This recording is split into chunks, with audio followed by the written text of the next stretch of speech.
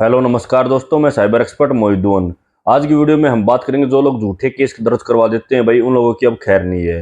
क्योंकि देखिए, आपने अपने आसपास देखा होगा बहुत से दहेज के केस 99% केसेस फेक होते हैं। ठीक है, किसी ने किसी के ऊपर रेप का एलिगेशन वगैरह लगा दिया, पहले आप कंसेंट से करते हैं जो भी कुछ करते हैं, उसके बाद रेप का एफआईआर दर्ज करवा देते हैं और किसी के खिलाफ झूठा चोरी का पर्चा दर्ज करा देते हैं, या किसी भी तरह का अगर आप झूठा पर्चा दर्ज कराते हैं। ठीक है, तो आज की वीडियो में हम बात करेंगे कि आपको क्या सजा हो सकती है। अब नए कानून में इसको लेकर बहुत ही स्ट्रिक्ट एक्शन लिए गए हैं।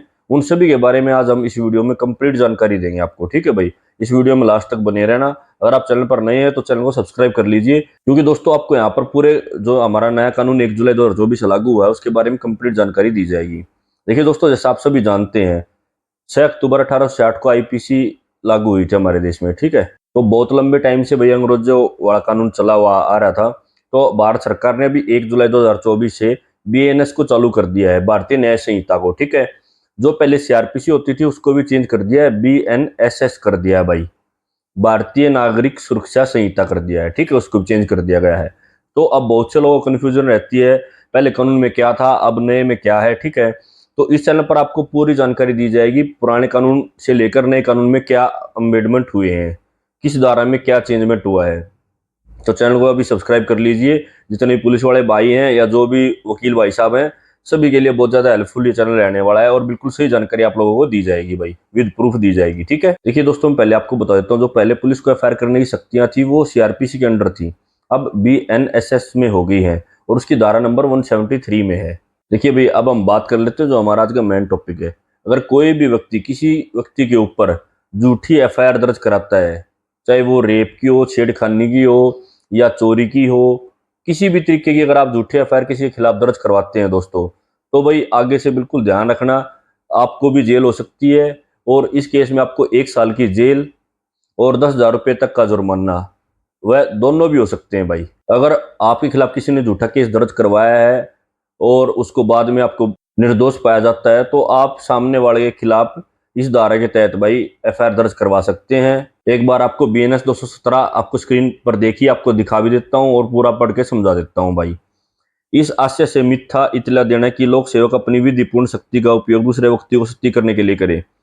जब कोई लोक सेवक ऐसा इतला देता है कि जिसे मिथ्या होने का ज्ञान या विश्वास हो, इस आशय से देगा कि वह लोक सेवक को प्रेरित करे और सम संभाव्य जानते हुए देगा कि वह इसको दोबारा प्रेरित करे कि वह लोक सेवक, पहला पार्ट है भाई, कोई ऐसी बात करे या करने का लोभ करे जिससे वह लोक सेवक यदि उसे संबंध में जिसके बारे में इतला दी गई है तथ्यों का सही स्थिति का पता तो न करता या करने का लोप न करता, अथवा ऐसे लोक सेवक की विधि पूर्वक शक्ति का उपयोग करे जिस उपयोग में किसी व्यक्ति की स्थिति या शोभ हो, वह दोनों में से किसी भांति के कारावास से जिसकी अवधि 1 वर्ष तक हो सकेगी या जुर्माने जो 10,000 रुपये तक का होगा, या दोनों से दंडित किया जाएगा। ठीक है भाई, इसमें आपको यही समझा रखा है जो मैंने आपको पहले बताया। इसकी लैंग्वेज थोड़ी अलग है, मैंने आपको नॉर्मल भाषा में समझा दी। अब बात आती है भाई, अगर कोई आपकी पुलिस स्टेशन में झूठी एफआईआर ना देके पब्लिक प्लेस पर, आपके गली मोहल्ले में, अपने आसपास, आप कहीं ऑफिस में काम करते हैं आपके ऑफिस में, अगर इस जगह पर आपकी अगर कोई झूठा इल्जाम के ऊपर लगा देता है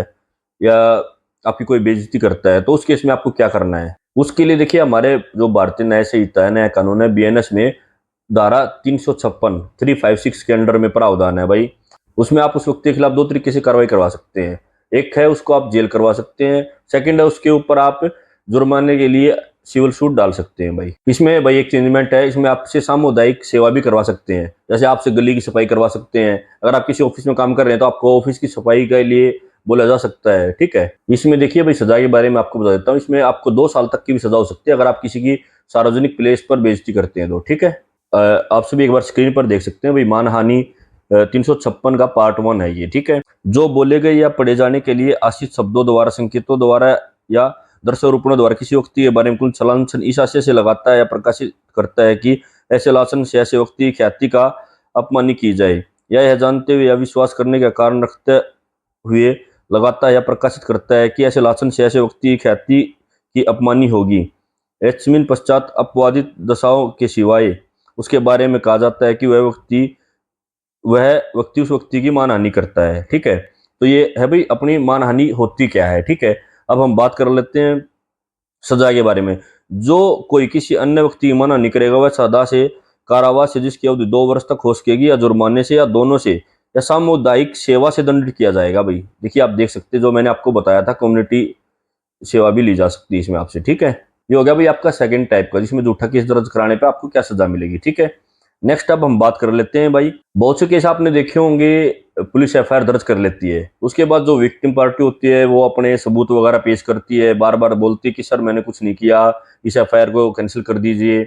बट कुछ सिचुएशन होती है पुलिस उसमें कैंसिल नहीं करती है, और मामला अगर कोर्ट में चले जाता है और वहां से आपको बाइज्जत बरी कर दिया जाता है, तो उस केस में भी आप एफआईआर दर्ज करा सकते हैं भाई। उसके इसमें आप भारतीय न्याय संहिता की धारा 248 के तहत, 248 के तहत आप अपनी एफआईआर दर्ज करा सकते हैं। इसके अंदर क्या सजा है, क्या प्रावधान है भाई, वो बता देता हूँ आपको। इसमें देखिए, जिसने झूठी एफआईआर दर्ज कराई है उसको 5 साल की सजा हो सकती है भाई, और 2 लाख रुपए तक का जुर्माना का प्रावधान है इसमें, वह आपको दोनों भी हो सकती है।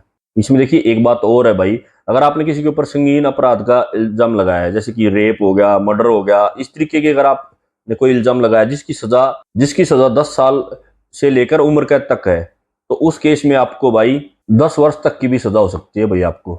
एक बार इसके बारे में भी पूरा जान लेते हैं, आप लोग स्क्रीन पर देखिए। सख्ती करने के आशय से आरोप का मिथ्या आरोप, इसके बारे में जान लेते हैं पहले। 248 है क्या, अपनी जो धारा बनाई है, जो कोई किसी व्यक्ति को यह जानते हुए उस व्यक्ति के विरुद्ध ऐसी कार्रवाई या आरोप के लिए कोई न्याय संगत या विधिपूर्ण आधार नहीं है, अक्षति कारित करने के आशय से उस व्यक्ति के विरुद्ध कोई दंडिक कार्रवाई संचित करेगा या कार्रवाएगा, या उस व्यक्ति पर मिथ्या आरोप लगाएगा कि उसने अपराध किया है, वह दोनों में से किसी बाती के कारावास से, या जिसकी अवधि 5 वर्ष तक हो सकेगी, या 2 लाख रुपए तक जुर्माने से, या दोनों से दंडित किया जाएगा भाई। ये जो मैंने आपको पहले बताया था वो केस है। ऐसा दंडिक कार्रवाई मृत्यु, आजीवन कारावास, या 10 वर्ष या उससे अधिक कारावास के दंडनीय अपराध के लिए मिथ्या आरोप पर संचित की जाए, तो वह दोनों में से किसी बाती के कारावास से, जिसकी अवधि 10 वर्ष तक की हो सकेगी, दंडित किया जाएगा, और जुर्माने से भी दंडनीय होगा। फिर इसमें जो पहले कानून था उसमें सजा कम थी, अब इसकी सजा बदल दी गई है, ठीक है दोस्तों। तो बिल्कुल भी किसी के खिलाफ आपको झूठी एफआईआर दर्ज नहीं करानी है, ठीक है, अदरवाइज आप खुद बहुत ज्यादा प्रॉब्लम में आ जाओगे। हाँ, अब जिन लोगों को भाई, कुछ लोग होते हैं जिनको भाई प्रॉपर कार्रवाई नहीं हुई, जिनकी इन्वेस्टिगेशन सही तरीके से नहीं हुई, हम बिल्कुल बेकसूर हैं और हमें गलत तरीके से फंसाया जा रहा है, तो वो भाई देखिए पहले सीआरपीसी में था, अब बीएनएसएस है जो हमारा, उसकी धारा 175 में आप री इन्वेस्टिगेशन करवा सकते हैं अपनी किसी भी एफआईआर की, ठीक है, या आप क्यूसिंग के लिए भी जा सकते हैं कोर्ट में। उम्मीद करता हूँ दोस्तों आपको यह जानकारी बिल्कुल सही लगेगी होगी, और आपके सारे डाउट भी क्लियर हो गए होंगे भाई, ठीक है। तो पहले बहुत से लोग झूठी एफआईआर दर्ज कराते थे, तो अब जो लोग बिल्कुल सही हैं, जिनके खिलाफ झूठी एफआईआर दर्ज कराते थे लोग, अब वो बिल्कुल सेफ हैं, उनके लिए बहुत ही अच्छा इस कानून में चेंजमेंट किया गया है। तो please like, share and subscribe my channel. आगे भी आपको ऐसी इंफॉर्मेटिव वीडियोस मिलती रहेंगी, और बीएनएस भारतीय न्याय संहिता के बारे में मैं आपको सारे डाउट क्लियर कर दूंगा डे बाय डे। अब हमने शुरू किया आज से, ठीक है दोस्तों, तो चैनल को अभी सब्सक्राइब कर लीजिए, बेल आइकन दबा लीजिए, ठीक है दोस्तों। जय हिंद।